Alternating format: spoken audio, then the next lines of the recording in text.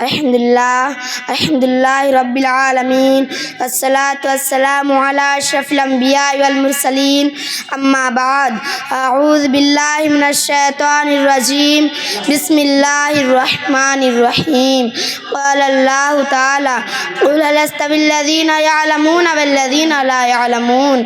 جناب صدر، حکم صاحبان، اسٹیج پر جلوہ افروز علماء اعظام اور دور و قریب سے تشریف لائے ہوئے مہمانان اعظام اور میرے سامنے بیٹھی ہوئی میری عزیز بہنوں، آج مدرسہ عائشہ صدیقہ للبنات منپور کے اس سالانہ اختتامی تقابلی انجمن میں مجھے بھی لب کشائی کرنے کا موقع ملا ہے۔ میرا موضوع سخن ہے تعلیم نسواں کی اہمیت و ضرورت۔ میری عزیز بہنوں، انسانی زندگی میں تعلیم کی کیا اہمیت ہے، اس سے کسی کو انکار نہیں۔ نبی کریم صلی اللہ علیہ وسلم نے علم کو فرائض میں شامل کرتے ہوئے فرمایا طلب العلم فریضۃ علی کل مسلم، یعنی علم حاصل کرنا ہر مسلمان پر فرض ہے۔ وقال الشاعر الام مدرسۃ اذا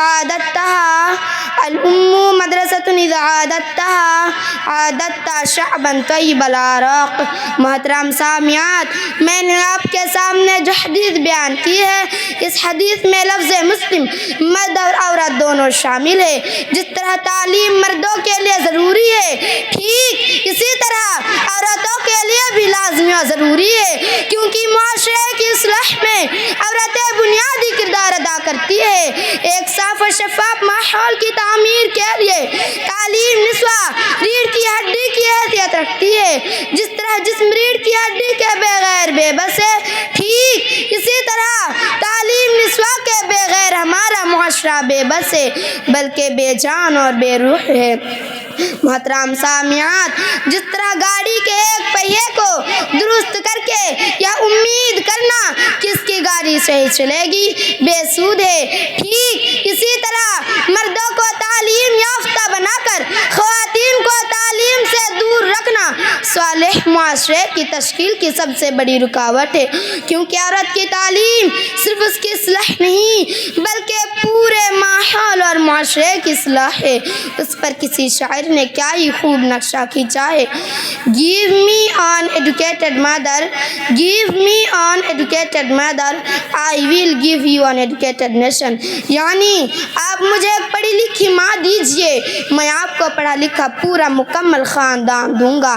سامعین و سامعات، اگر عورتوں کو علم کے زیور سے آراستہ کرایا جائے، علم کی دولت سے آشنا کیا جائے، تو وہ خود خیر و بھلائی کا نمونہ بنے گی اور اپنی بچوں کے لیے سیدھا سگاہ ثابت ہوگی، اور ان کی گود میں پل کر جوان ہونے والے بچے رسول صلی اللہ علیہ وسلم کا پیروکار ہوں گے، وہ داعی اللہ اور مجاہد فی سبیل اللہ ہوں گے، جو ہر دور اور ہر زمانہ میں اپنے دشمنوں کا منہ توڑ جواب دینے کے لیے تیار رہیں گے۔ وہ کرکٹ کھلاڑی، فلمی اداکاری اور تقلید کے بجائے محمد صلی اللہ علیہ وسلم کو اپنا آئیڈیل اور نمونہ بنائے گی، ان کی منزل آخرت ہوگی، اور اس طرح سے ایک صالح معاشرے کی تشکیل عمل میں آئے گی۔ کسی شاعر نے کہا ہے اصلاح قوم آپ کو منظور ہو اگر تو بچوں سے پہلے ماؤں کو تعلیم دیجیے، لیکن جس بچے کو صحیح پرورش نہیں ملتی تو وہ بچہ کبھی بھی کامیاب انسان نہیں بن سکتا۔ اس پر انگریزی میں کہاوت کہی جاتی ہے مادر از بیٹر دین 100 ٹیچرس، یعنی ماں سو استاد سے بھی بہتر ہے۔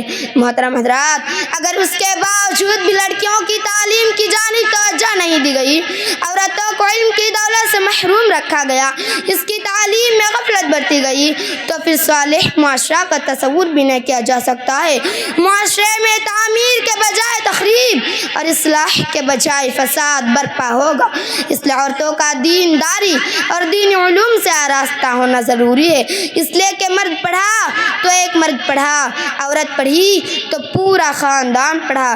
جب عورت میں دینی تعلیم ہوگی تو آئندہ نسلوں کی تربیت بھی اچھی ہوگی، بلکہ اگر آپ غور کریں تو آپ امت کے ہر کامیاب مرد کے پیچھے پیچھے کسی نہ کسی عورت کا ہاتھ ضرور نظر آئے گا، کبھی بیوی کی شکل میں، کبھی ماں کی شکل میں، کبھی بہن کی شکل میں اور کبھی بیٹی کی شکل میں۔ اگر دیکھا جائے تو ایک اعتبار سے عورتوں کو علم کے زیور سے آراستہ ہونا مردوں کے مقابلے میں زیادہ ضروری ہے، کیونکہ اولاد کی تربیت کی ذمہ داری مردوں کے مقابلے میں عورتوں پر زیادہ ہے، اس لیے کہ ماں کی گودی بچے کا پہلا درسگاہ ہے، اور اگر پہلا مدرسہ ہی جاہل ہو، علم کے زیور سے مزین نہ ہو، تو ایسی صورت میں بچے کی مستقبل میں صحیح تربیت کی کوئی گارنٹی نہیں دی جا سکتی۔ سامعات، اب ضرورت اس بات کی ہے کہ اس کی تعلیم کی طرف بہت ہی زیادہ توجہ دی جائے، کیونکہ ایک عورت ہی معاشرے کو اچھی بنا سکتی ہے اور بگاڑ بھی سکتی ہے۔ کسی شاعر نے کہا ہے، تعلیم سے آتی ہے اقوام میں بیداری، تعلیم سے آتی ہے اقوام میں بیداری، علم کے پنجے میں شمشیر جہانداری۔ اب آخر میں اللہ رب العالمین سے دعا کرتی ہوں کہ وہ ہمیں تعلیم کے زیور سے آراستہ کر کے ماحول اور معاشرے کو بہترین بنانے کی توفیق عنایت کرے، آمین۔ وآخر دعوانا الحمدللہ رب العالمین۔ السلام علیکم ورحمۃ اللہ وبرکاتہ۔